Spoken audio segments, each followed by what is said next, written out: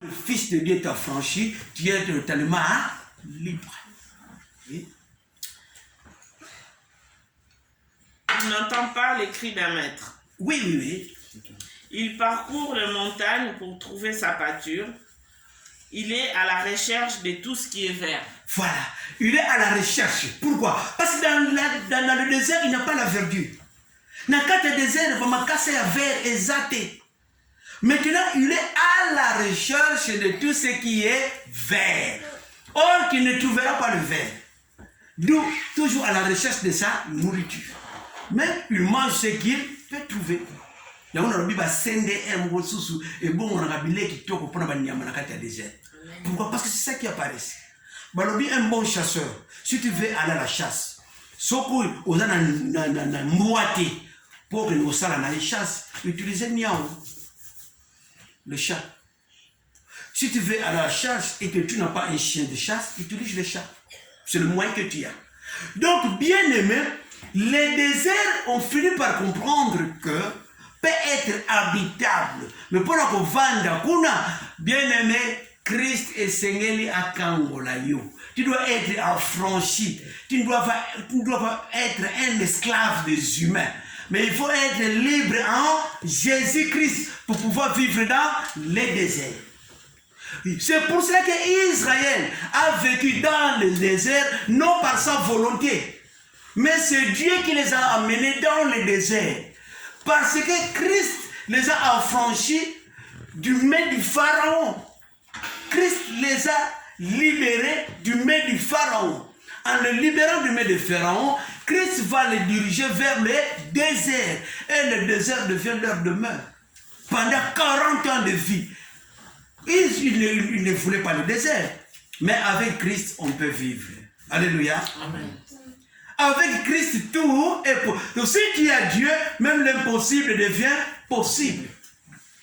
Avec Dieu, l'impossible devient possible. Alors, bien aimé dans le Seigneur, pour essayer un peu d'abréger les choses et terminer. Le désert, pour nous, ça représente aussi l'Église. Dans l'Église, il n'y a rien de ce qui nous intéresse qui s'y trouve. Pourquoi? Parce que l'Église nous impose des choses. Non pas ce que nous voulons, mais ce qu'il veut lui.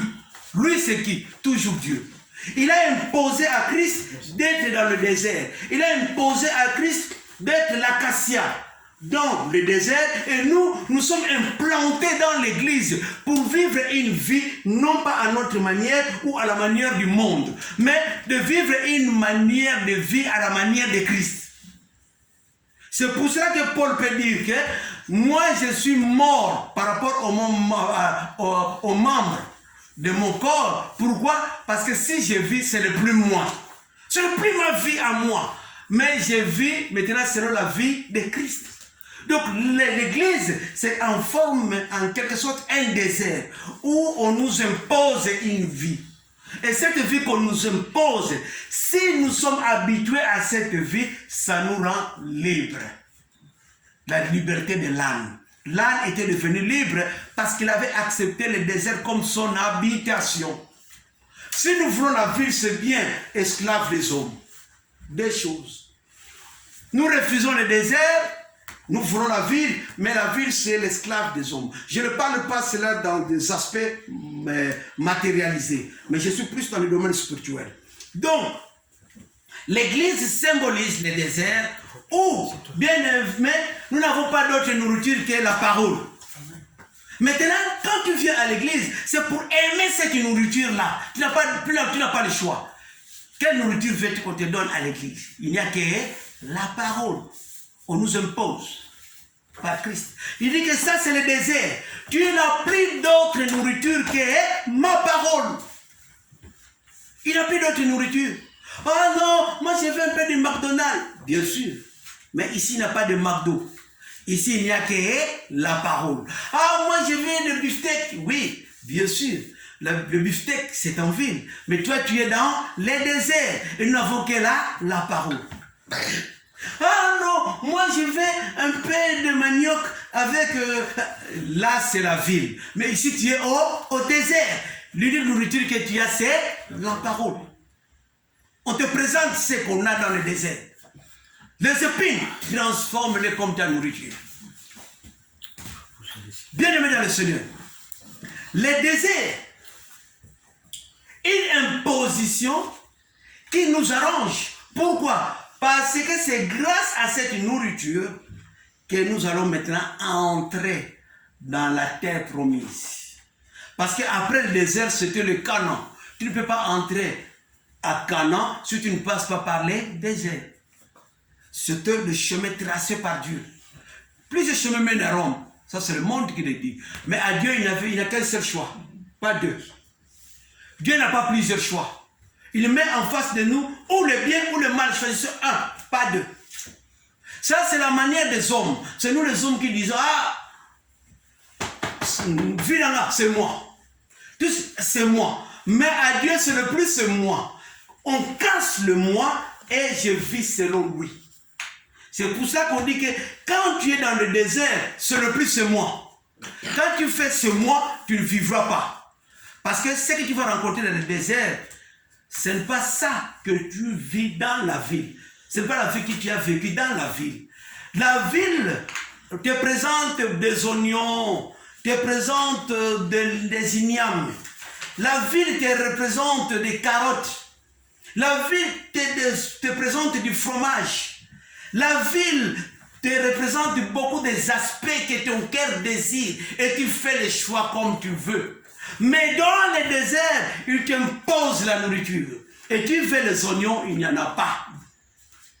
Tu préfères les ignames, il n'y en a pas. Tu veux et tu choisis le beefsteak, il n'y en a pas. Il n'y a qu'une seule nourriture, la parole. Si tu n'accèdes pas à cette nourriture, tu perds la vie. Beaucoup ne mangèrent par la manne, ils moururent. Alors, refuser cette vie du désert, c'est aussi refuser quelque chose de bon. Parce qu'on ne peut avoir la vie éternelle qu'en acceptant cette nourriture. La vie éternelle ne vient pas gratuitement comme ça, mais dans le désert, la vie éternelle vient parce qu'on a subsisté. On demeure dans le désert et on mange ce que le désert nous présente et on a accès au Canaan pour aller manger le lait et le miel. Si on refuse le désert, il n'y a pas de passage pour Canaan. Donc, pour terminer, bien aimé, le désert qui est l'église, où nous avons la parole. Sachons que, en traversant le désert, celui qui nous attend au bout du chemin, il s'appelle la parole. Voilà comment sont les choses. Celui qui nous attend au bout du chemin, il s'appelle la parole. Il faut que la parole se rencontre avec son épouse, la parole. Parce qu'on dit que l'homme et la femme ont presque la même nature. Les deux se ressemblent. La Bible le dit, ceux qui se ressemblent, il y a un kendaga et longo. Si ceux qui se rassemblent, ils se dissiper, ils disparaître. Mais pour bien demeurer, pour bien aller vite et aller pas à pas jusqu'à la destination, il faut se rassembler. Se ressembler. Rassembler et ressembler. Alors, bien aimé, celui qui nous attend au bout du chemin, il s'appelle la parole. Et dans le désert, l'unique nourriture que nous avons, c'est la parole. Cette parole nous prépare afin que notre corps se remplisse de cette parole pour aller rencontrer la parole. La parole plus les paroles est égale au mariage. Comment voulez-vous, nous voulons le mariage avec le Seigneur, mais nous ne voulons pas de cette nourriture, de cette parole.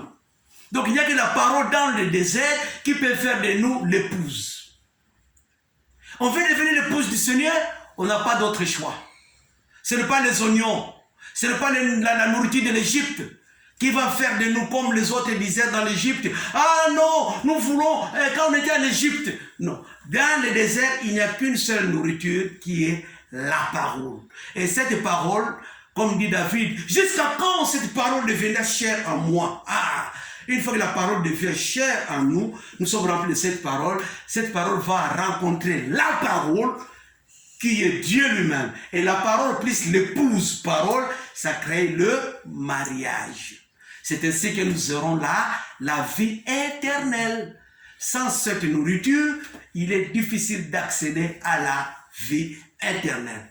Applaudissons pour la gloire de notre Seigneur Jésus-Christ qui a été avec nous ce matin, qui a été avec nous ce dimanche. Et je vous propose un bon dimanche, les enfants de Dieu.